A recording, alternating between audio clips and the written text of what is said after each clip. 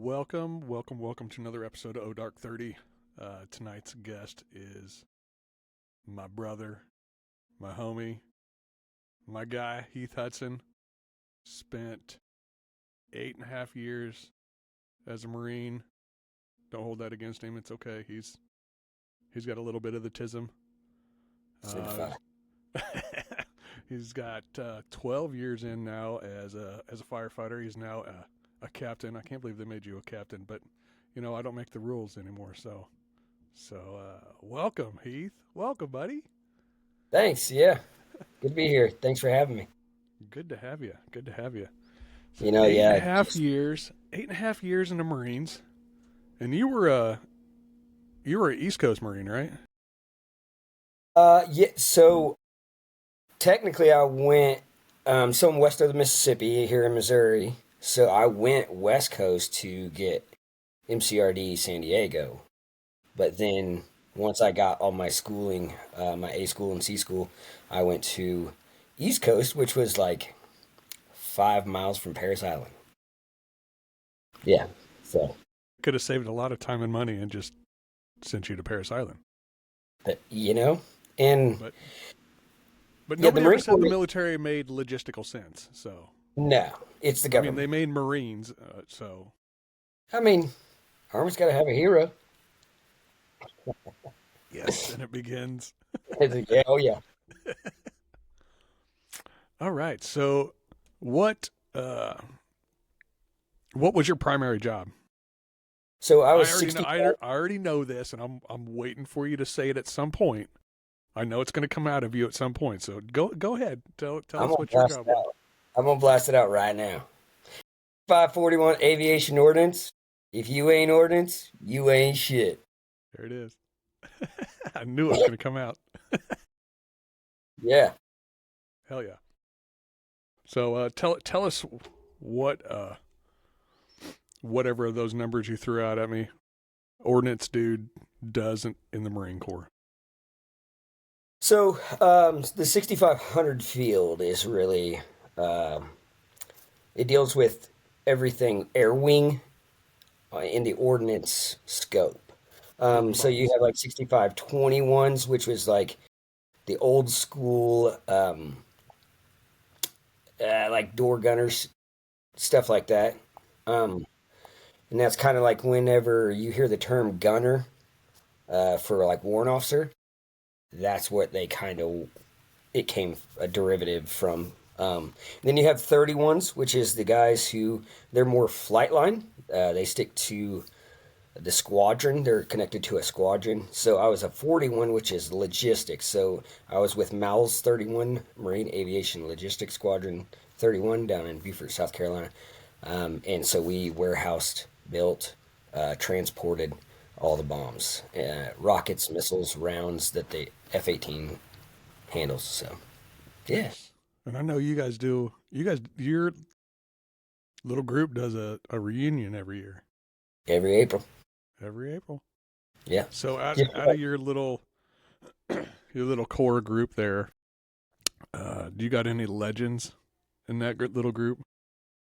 Yeah. 'Cause I've Matthew. heard some of the stories that have come from your Yeah. reunions, and they get pretty Like epic. if you talk to anybody from our era of ordnance men, they know who Matthew Cunningham is. Now, if you call him Matthew Cunningham, they'll be like, "Who?" Now you say Bama, and they're like, "Oh, Bama." Because I mean, he'll be like, "How you doing, Hudson?" We're like, "Pretty good." He's like, "Good." Roll Tide. He's just that guy. Everything's Roll Tide. He's like, "Happy birthday, Roll Tide." So yeah, he's one of our legends now. Like Marine Corps history wise, man, dude Gilbert, and so that's the chapter actually of aviation ordnance I'm associated with down in Beaufort, South Carolina, and they do every April 22nd, 1925 is the birth date. We're the only MOS in the Marine Corps that celebrates our birthday religiously, and like COs give those guys the day off because it's the Marine Corps birthday.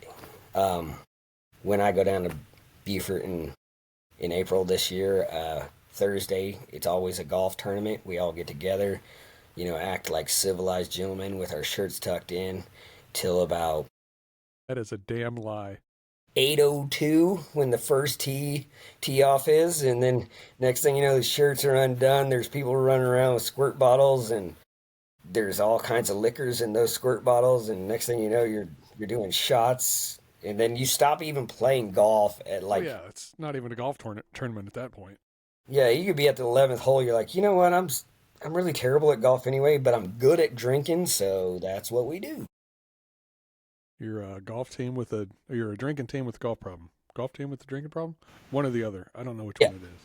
yeah, whatever. It doesn't matter. But yeah, that's kind of Dude Gilbert. He was pretty much a big time guy. I don't want to misquote, but I think he was in like 30, 35 years as an aviation ordnanceman, super decorated, and yeah, Quite some time. just a big deal. I mean, that's a long time. That's a long time. Yeah, that's shoot, that's 12 years less than what I've been alive. So yeah. Did you ever deploy? Yeah. So I did quite a few deployments. I mean, I had some gravy ones. Davis Monthan Air Force Base. You listen, I'll call those gravy because you go to an Air Force base, you're gonna eat good. That is You true ain't story. getting Marine Corps chow hall. True story. The beds are clean. The food's good. Oh, so I don't know if this is true, but this is kind of like maybe an old wives' tale that they used to say. The Air Force would always spend money, their whole budget on their amenities, and then go back and ask the Secretary of Defense for more money because they didn't have money to build a flight line. And he I would be just like, was listening to a podcast today, and they were talking about that. They'd go in and they'd build the barracks. Then they'd build gyms. the chow hall. Then they'd Yeah, build the gym. Then they'd build like the dental office. And they'd build all the grocery stores and everything, and they would run out of money.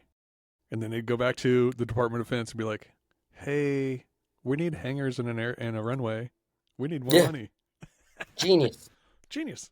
I mean, That's what we it's a got. business. The Air Force is a business. Everybody else is or the Air Force is like a corporation. They're run by a CEO, and everybody Yeah, else is just, I don't know, like blue collar workers. I know the Marine Corps. We're like the circus. That yeah, How clowny many? motherfuckers. Yeah, listen, it's like, all right, who's gonna be the bearded lady? Who's gonna be, the strong man? It's wild. Yeah. But So, yeah, in your deployment time, did you get any combat deployments out of that? Were these all boat tours? yeah. So, um, Because I know you guys have to when call I your was, Uber the Navy in order to go anywhere. yeah, oh I yeah. get No, that. I got orders to a ship one time, and you know how I got a little bit of the ADHD going on. So, You got a couple of them. yeah. So I I got orders one time, but I just decided I'm like, man, I really don't want to be on a ship. So they told me I could deny orders, but then they also told me in the next breath that yeah, you can deny them, but we're gonna cut them again tomorrow. And then Christopher Klein, man, I think he was a corporal at the time when I was a sergeant. They were trying to hand me out orders to go to the ship, and he's like, I'll go. I don't have a family. I'll do it. And I was like, cool, man. How about it? And he loved it. I mean, he did. Um, yeah, like back to the deployments.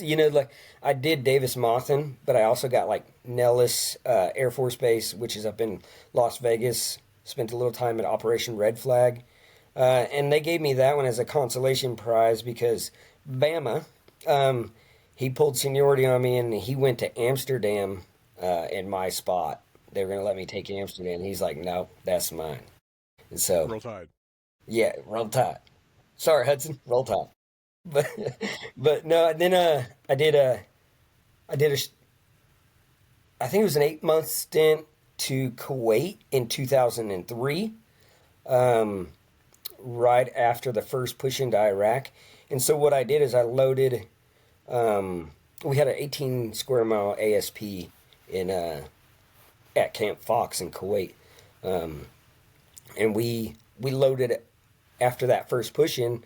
They take all the ASP and load it in the black bottom ships again, and just let it sit out in the Persian Gulf and wait for the next Middle Eastern war to pop off, and then they pull into port and unload it, and then we got all the stuff we need. So Now, in your but time as ordnance, now you're building these bombs, right? Mhm. Yeah, Like the whole thing. Like you guys are building yeah, these we did. things in like a warehouse somewhere.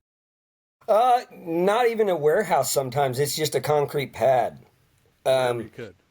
yeah, and so like so you have a bomb body, right? So let's say a Mark 82. A Mark 82 is a 500-pound bomb, and it's got threaded tail and a threaded nose.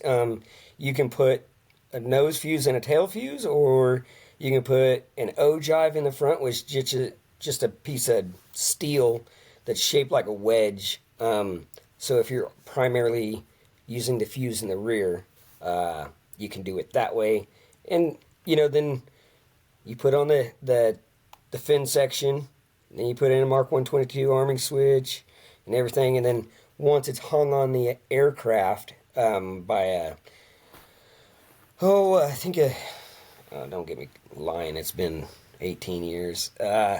It's I can't remember, but it's a something that the aviation ordnance field works on because we have different sections. More like the Air Force, they work on primarily like one item. Like let's say a K4 maintenance trailer, they work on that and that alone, or they're part of the bomb unit and they work on bombs and bombs only, which is good because they become super efficient and good at what they do.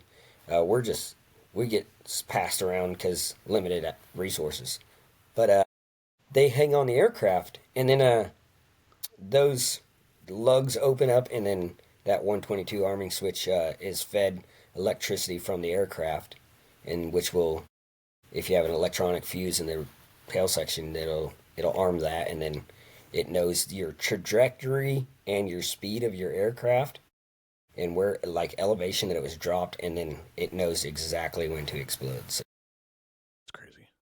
I know That's nuts. technology, right? And you've probably never ever sat on one and ridden it like an electric bull. Oh, I've Not hit him with not ever. sledgehammer. No, you've never done that.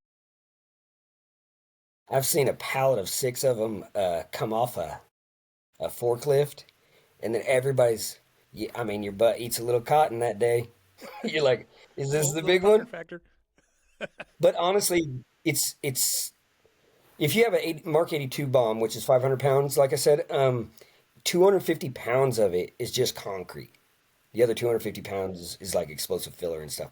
So, I mean, it's protected by concrete, and it's. I've hit them with sledgehammers. They're not. It's not like what people think. Yeah, they're not as tender. It's a pretty They're robust. not as tender as you are. That's what That's that's right. what you're trying to say. Hey, Yeah. I'm a lover. I know you are. I know you are. So I know there's wild stories that come from the reunions. Hmm. There's wild stories that come from Heath Hudson. So what is the dumbest tradition or superstition that your unit had? Whew. It's called the ordnance kiss. So you Ordnance start, kiss. yeah, you start the senior man, and you line up by rank, right? Rank, and then, hey, when'd you come in? Well, I came in August. Well, shoot, you got me by a month because I came in September. So, and you fall in line, and then you get a boot, and you fill it with alcohol. And then down the line, people are allowed to do whatever they want. And there's no holds bar. I mean, it is hock a loogie in it. Uh, I've seen guys pull hairs off their bodies in places people shouldn't pull hairs and put in it. And the very last guy, it's like a rite of passage. He has to drink it. Now that's an old tradition because now it's considered hazing and all that kind of stuff. So the kinder, gentler Marine Corps, So, Yeah, I remember when yeah, we that went through was it. basic training, we went through like our last FTX, and you have to, you go through the gate, and the bonfire's there for the infantry stuff, and then they're like through this gate, the greatest soldiers, or whatever, and then they pass around the grog, and everybody drinks the grog. Don't know what the hell it was. It was probably Kool-Aid or something. Who knows? Yeah. Yeah, it's But ours that's didn't have pubes in it, so well, we do things a little extreme on the Marine Corps side. So, that is true. That is true. I mean, we got a couple of them. Like we would ordnance tape people, and it's just that. You remember the old olive drab tape that we had in the military? Oh yeah, We just 100 called mile that. tape. Yeah, we just called it ordnance tape because You just everything's made up a new name either because Marine you Corps. couldn't remember it was called 100 mile tape, so you just made up a new name for it. Well, yeah, no, you got to make it your own.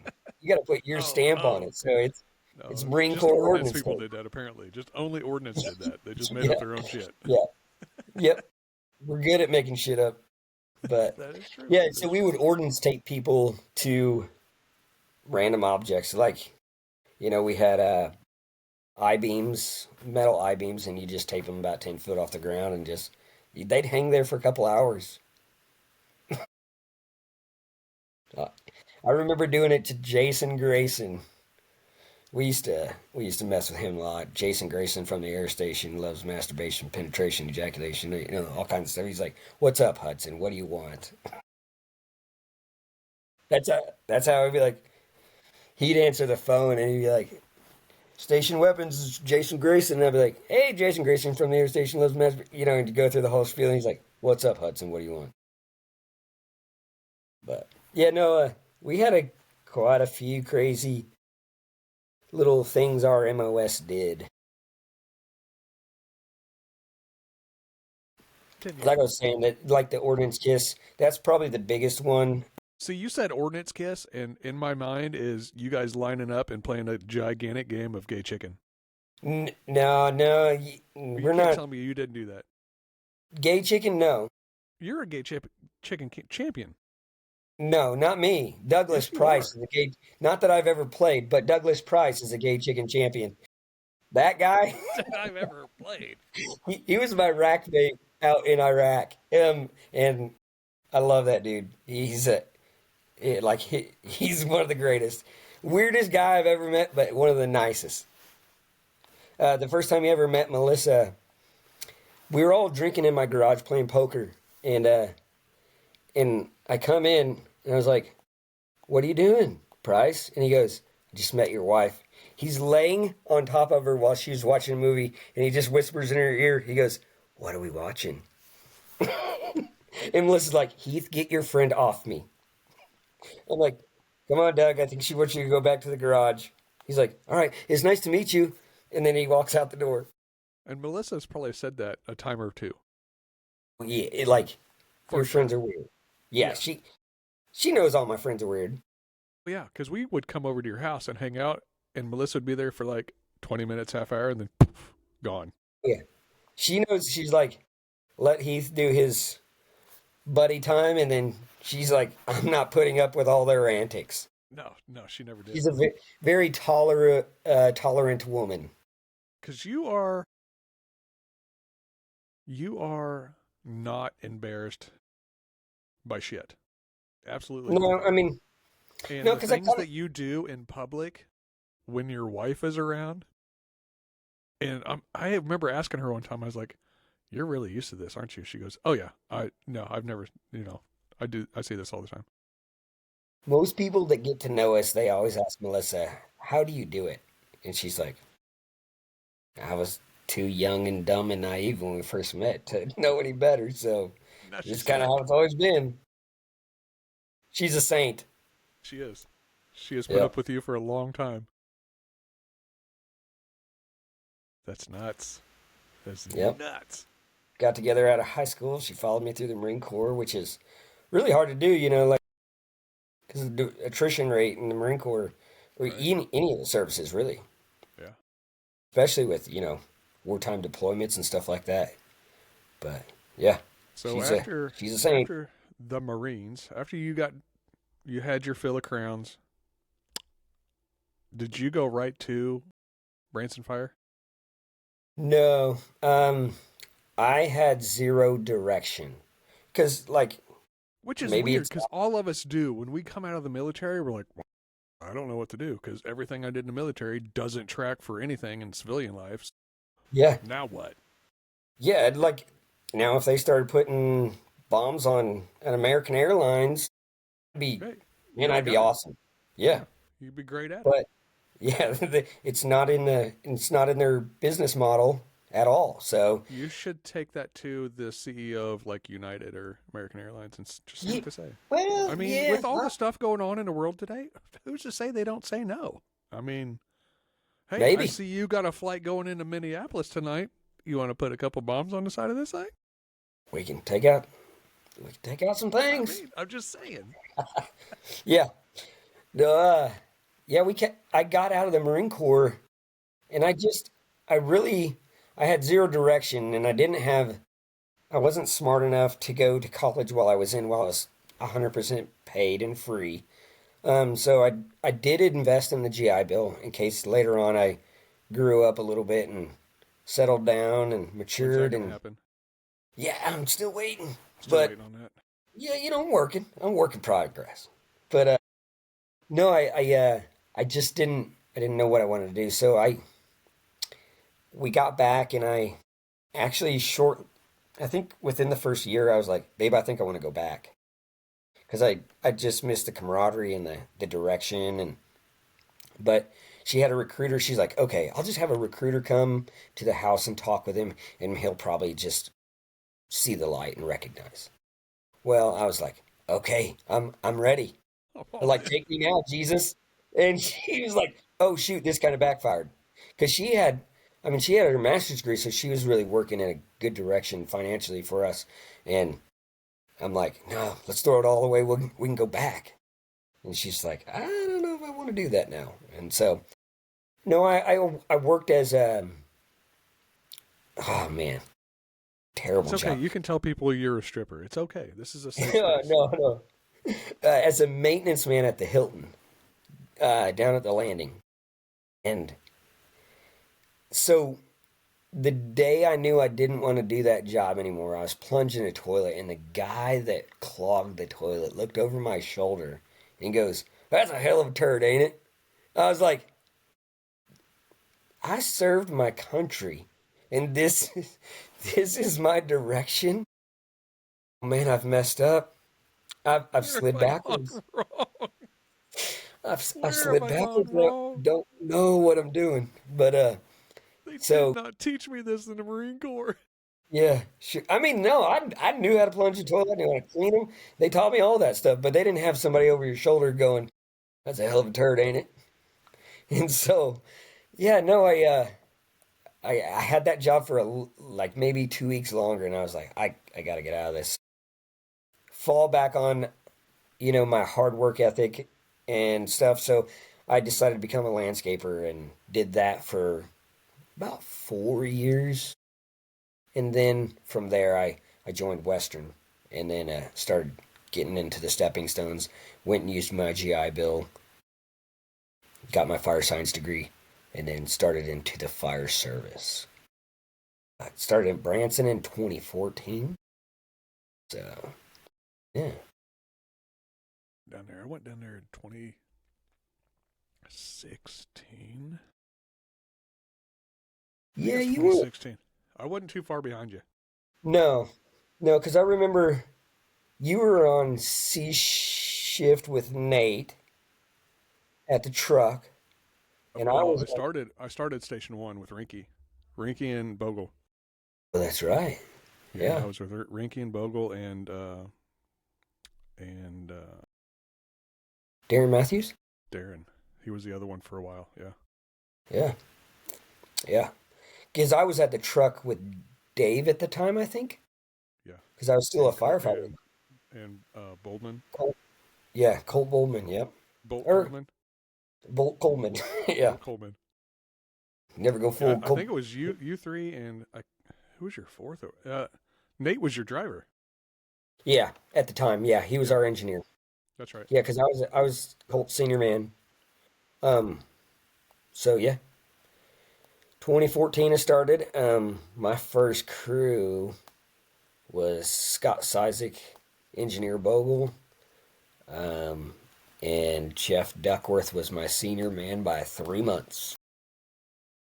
Yeah, he started in November. Well, I get yeah, and I started in February. So yeah, 3 months. And 12 years later, you've moved yourself up from firefighter to engineer, and now Captain Hudson. Yeah, yeah. What station? Station three, A shift. Okay, it's about So aviation. yeah, I'm in the busiest district. That's the Wild Wild West, man. It's It's pretty growing. crazy. It's growing up Yeah, there. Yeah. and yeah, we're getting a lot of the weekly rentals I've stuff. noticed that last couple of times we've been down, I've noticed they've all started to push a little bit farther west. Yeah, yeah, we have the primary, like the majority of them over there on the west side. It sucks. Yeah. So in your 12 years fire service, because you were a rookie at one point, we all were. Mm-hmm. What's the worst rookie mistake that you've seen? That I've seen. Yeah. Mm. Well, maybe it was you. What's the worst rookie mistake you did? No, it wasn't me. I mean, like I have some. Oh, trust me. But I would say lack of initiative is the worst rookie mistake that I've seen. Like I can't. It's hard for me to pinpoint one I right mean, it's now. a Like it's a career killer, is what it is. it. Yeah, and It can be because if you're not going to take the initiative to do shit, people are going to start seeing that and be like, well, I'm not going to take him on my crew next time we have crew bids. it really I don't want to. Yeah. erodes you as a person and your status and your value within the department because people don't trust you. I don't want you to be my step up and be my driver because I don't know that you even know how to do a job as a fireman, let alone so be an engineer and tell me if I have water or hey, pull out because you don't have water. So, yeah, I would say that would be the biggest um, rookie mistakes I've seen. So when you started at Western, was it at that time? Like, did something happen? Was it a call? Was it a fire? Was it a wreck or whatever? That something happened, and you're like, yeah, this is what I'm gonna do. Honestly, no, no call. It was just the camaraderie that I Right. longed for from the Marine Corps. Is there? I thought about being a cop whenever I got out, but I was like, I mean, I kind of be on my own island then, and there, not that that's a bad thing. Like I think that a lot of military guys do go that route, because they maybe don't know how to fit back in with the guys, the fireside guys or whatever, you know. And so for me, I would say that's the one thing. Now, I like troubleshooting things. Um, so the technical aspects of every call is different. Like, and I know we always say that, but they really are. They're totally different each call, and just troubleshooting little things like that throughout the day. Right. Now with your current, how long have you been a captain with your current crew? Two years. 2 years. Is there a Hmm. story that gets told around the dinner table when your crews are around together? Like one Um, certain story? how PG do I have to keep this? Not at all. Okay. Not even a little bit. So there's a the firefighter on a department, and his wife is standing in the bedroom, and she's like, "I'm hungry," and he's laying in bed, and he pulls the covers down. He's naked. He goes, "I got some meat for you." She looks at him. She goes, "I'm a vegetarian." He goes, she's like, "What are you doing?" He goes, "I'm a vegetable." Do you want to bring Melissa in so I can verify this story? No, this is not me. Like, and I heard this, and I didn't ask his permission to share that. And he knows I'm doing this podcast tonight. But, like, I hope he don't listen. With his lady around, at least, he'll I think it's hope you fun. do. Yeah. Uh, no, that's one one thing we have a lot of fun on my crew because I think this job is serious enough. So a third of our lives are spent there. So I'm like, this is your home. You are in, and I tell all my crews this whenever I first get them together. I'm like, listen, on scene, I need you to be super professional. If we have a car wreck, don't be standing in a circle laughing and joking because Joe Schmo Public, he drives by and he sees you in a circle laughing. Um, and then there's a family that's having the worst day of their life because now they just had a wreck, they're on vacation, they're having to move luggage and all that stuff, and they don't know that what we're laughing about. You could be laughing about so and so zippers undone, and but they don't know that. And I said, just keep it professional in the public eye. Now, what we do inside the apparatus, if they had a camera in here, we'd all be fired. So because we cut up, we have a good time, and then back at the station, same thing. We cut up and have a good time. Now back at the station, what's one of the unspoken rules of Station 3? Spoken rule. Ours, So at Station 2, we didn't really have an unspoken rule. And I've talked about this before, where we just didn't go to bed before 11. Like, you didn't get out of the chair. Unless we were on a call, you didn't get out of the chair until Jimmy was done with his monologue. Once that was done, you were free to go to bed. Because if we didn't, and somebody went to bed, we'd run calls all night. Never failed. I never understood it. And that's why I was talking to my buddy Justin about on my first episode. I was like, I don't know what it was about 11 o'clock. Like, you can sleep in the lazy boy. Just don't go to bed. Don't go to the bunker room. Don't you do it. And somebody gets up and they're like going to go piss. You're like, where are you going? Oh, you're just going to bed. You're just going to the bathroom? Okay, cool. You coming back? You better come back. I hope you come back. When I was on Mike McCarty's crew as his engineer, I would always tell Easton, I'm like, what are you doing, Easton? He's like, brushing my teeth. I'm like, nope, it's 9:45. Don't even think about going before 10:30. And he's like, listen, we can go to bed. I'm like, no. But at the truck, it's different. There is that superstition. You're allowed to have that superstition. Station 3, you go to bed whenever you can because you know you're running. It doesn't matter. You can go to bed at 9. You're still getting up at 12, 2, 4. You go to bed at 9. You're still getting about 9:20 to rent a car. Yeah, exactly. All right. But so I know you got superstitions in the military. Do you have one in the fire service? No, I don't have one in the fire service. I would say How about the a only tradition of just your crew? I don't play what I call dick games typically. So this year I made an exception, and this is one of my stories. So is this the one you told me about? Well, I have a Marine Corps one. I want that one later. I have a Marine Corps one that I'll tell you later. Okay. So Hutch he's acting captain down at Station 4. And he loves dick games.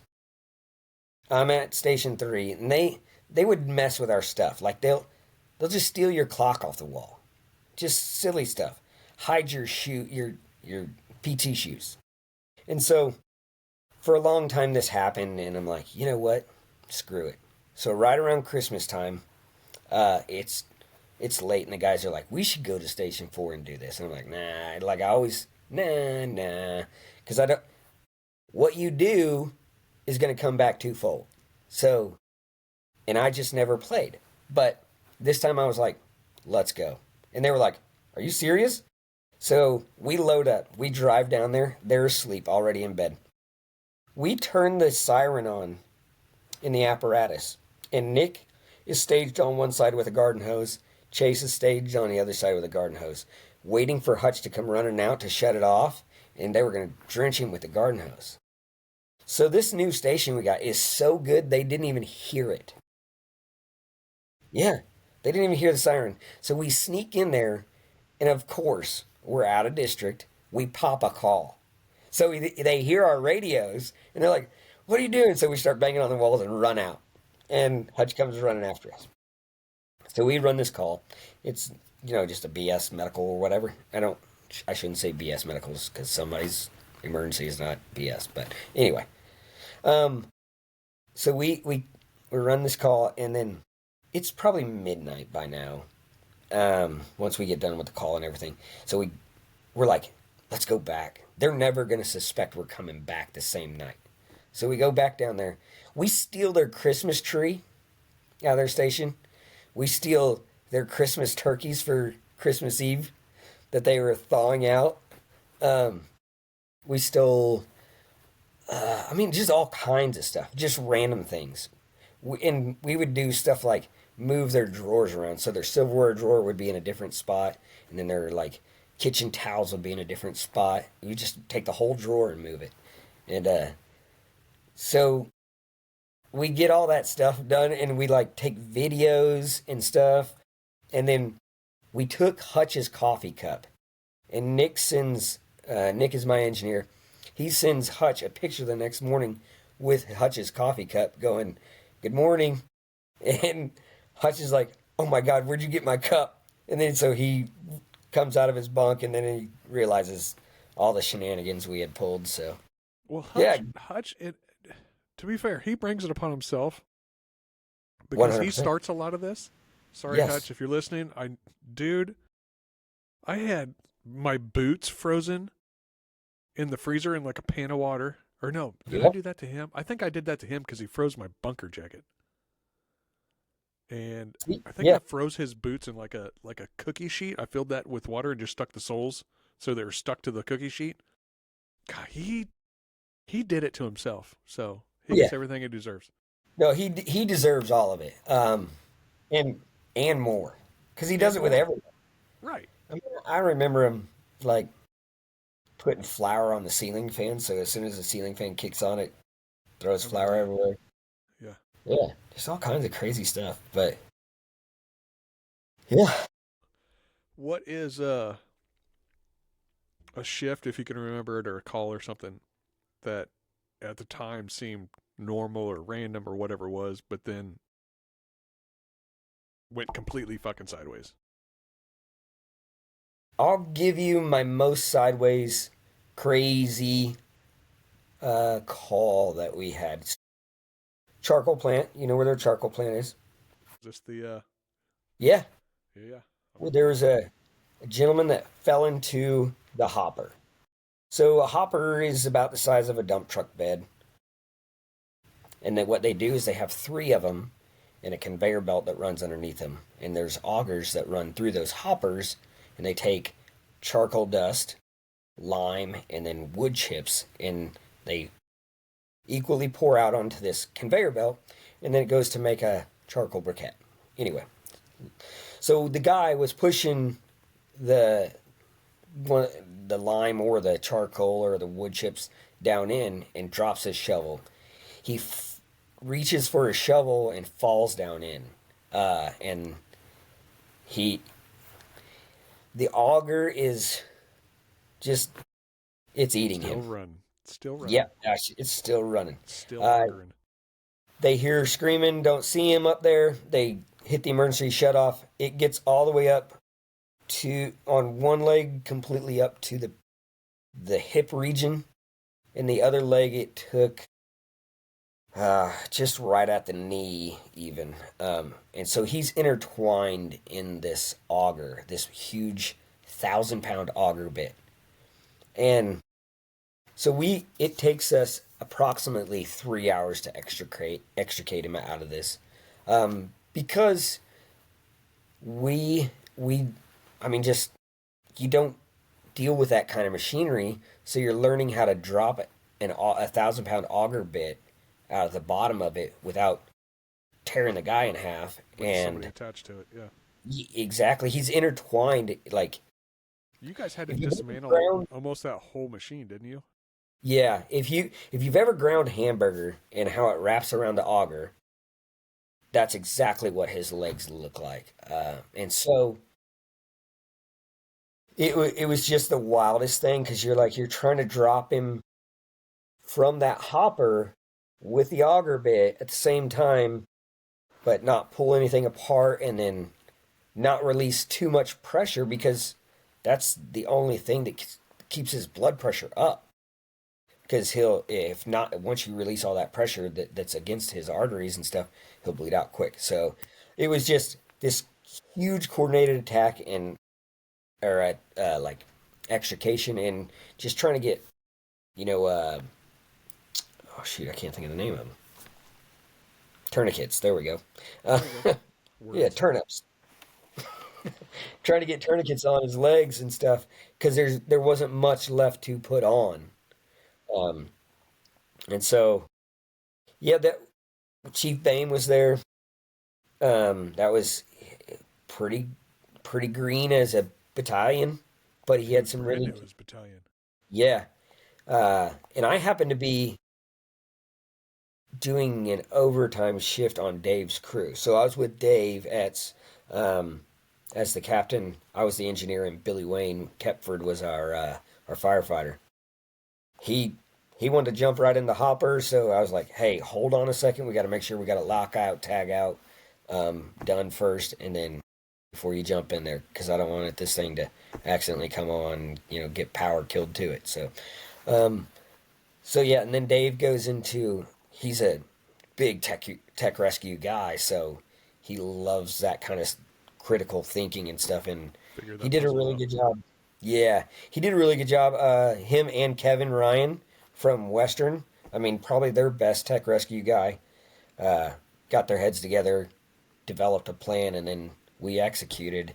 And Chief Bame's like, "Hey, you guys are the experts. It's kind of your call on this. Whatever you decide, we'll go with, and we'll own it."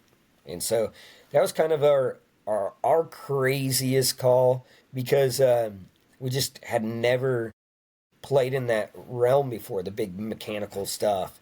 And since, and it's always those calls that stem, okay, we need to train more in this. I mean, like other rural areas, they train in like a dude gets caught in like a, a combine auger, which is kind of Hmm. what this Yeah, thing is. But we don't train for yeah, that because we don't have that. We never had that around our area. We don't have a lot of agriculture around our area, so we don't have combines. So yeah, I remember that call, and it was wild. yeah, it was wild. It's wild. 3 hours. I The always thought one it was time I, longer than that. no, it's 3 hours.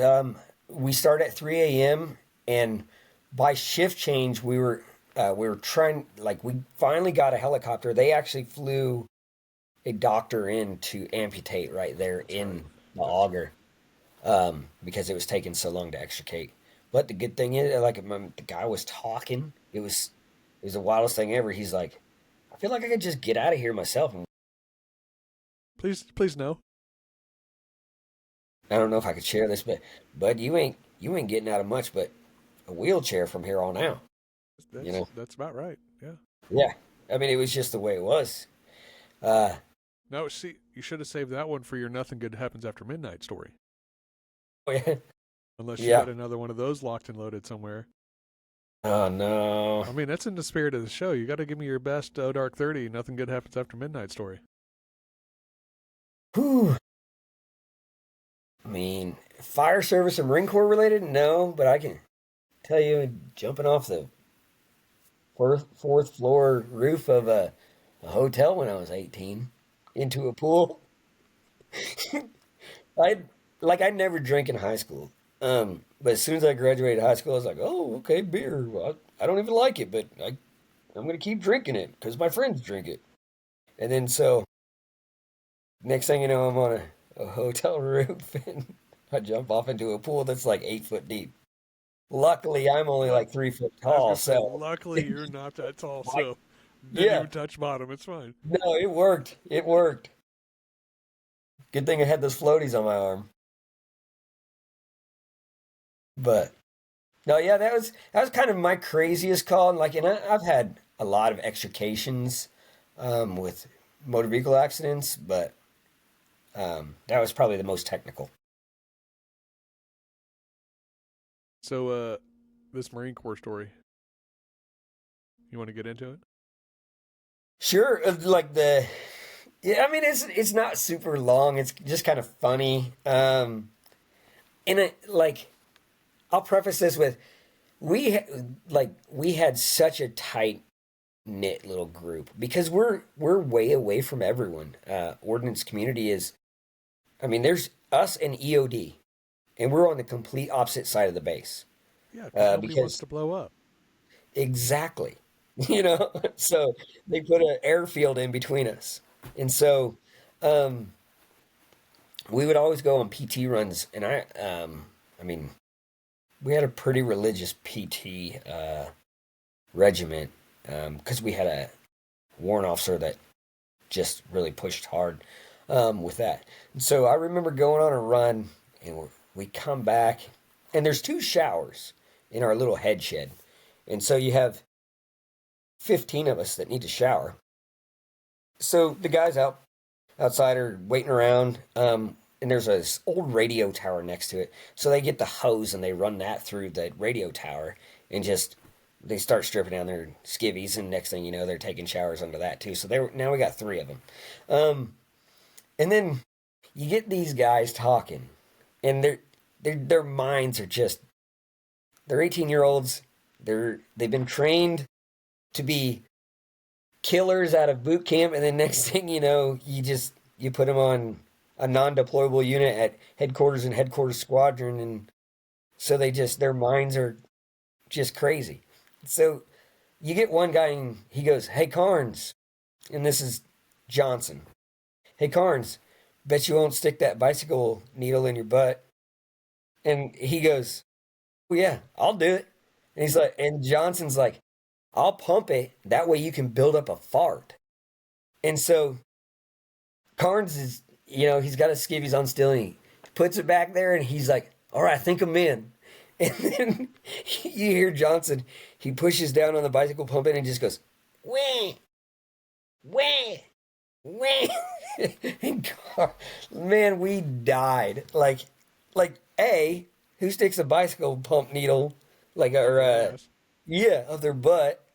And then you got the other guy you're 2.5 feet away because those bicycle hoses, they're not long. So you're right next to the guy who's got something shoved up his butt. Yeah. And these are the people protecting your country and your freedoms. Amen to that. Yeah. God bless America, right? Yeah. Yeah. So how do you look back? I think I know the answer to this, but how do you look back on your time in service in the Marine Corps? Bar none, the greatest thing I ever did in my life. Do you think it made you the Heath of today? 100%. Yeah. It's weird, man. I get such varied answers on that. The last Yeah. couple shows, I get a lot of varied answers on that. Some people are like, you know what, I wouldn't do it ever again. It didn't make me who I am. Some people are like, absolutely made me the man I am today. So yeah. Yeah. I mean, it taught me. Look, I had zero direction out of high school. I didn't know what I wanted to do. I knew I didn't want to go to college, but I didn't know what I wanted to do. And a buddy of mine, Quentin Spain, who retired as master sergeant, he was, yeah, we went in his buddy program. We both wanted crash fire rescue. He got crash fire rescue, and I got ordnance. And I remember running around at MCT. I'm like, "Hey, do you know what ordnance is?" And everybody's like, "No, no, no." And then somebody goes, "You're going to build bombs." I'm like, "Oh, perfect." Yay. Yay. So, yeah, that was kind of how I got going in that direction. We started off in a buddy program, and his recruiter came and talked to me, and then I'm like, "Yeah, I really ain't not doing much, so let's do it." But yeah, and then it I say it's the greatest thing I've ever done. I mean, next to my family. But I have bonds with those guys that, I mean, that term, once a Marine, always a Marine, it's so real. Like, and within especially the ordnance community, because we all, like, I just talked to Carnes today. I was like, hey, man, I'm going to be on a podcast. I'm like, going to tell your bicycle pump story. And he's like, oh, cool. No worries. Just kind of give him a heads up. He's like, hey, let me know so I can listen. So, See so my last episode that came out on Tuesday was with my old company CO from 10th Mountain Division. And we were talking about like keeping up with dudes from way back when. And it's weird that like, one of them just retired as a command sergeant major for Fort Irwin out in California. Like he was the garrison command sergeant major of the base. wow. And that stuff's nuts. I mean, I've done a lot of dumb things with him. And he was in charge of a base as the highest non-commissioned officer on the base. I know It's it's weird wild. that we all still keep up together. And I mean, he did 30 years in the military. And my company CO did 30 years in the military. So they've gone to several different bases, several different units. My CO did 5 deployments. And he's like, and I always remember all the guys from that first tour in Afghanistan. Like, we all still talk. It's weird. And I don't know if it's like a trauma bonding that we did. It was the first deployment. It was, we lost dudes. We had things happen. We shot at people we got shot at. But we all still keep in contact, no matter like what unit they went to, and they were there for way more years than we were together, but we all still talk. It's weird how that happens. I find us understand it. Yeah, I find us lucky that we like, because I will talk to people that have been, I don't know if you ever remember my buddy Hollis Bonzi. He was a tank commander, and like I'm like, hey, you talked to your tank guys lately? And he's like, actually no, like it's been a couple years. And I'm like, years? Holy cow! I'm like, I go like a couple days without talking to my buddies, and I'm like, man, I better give them a call.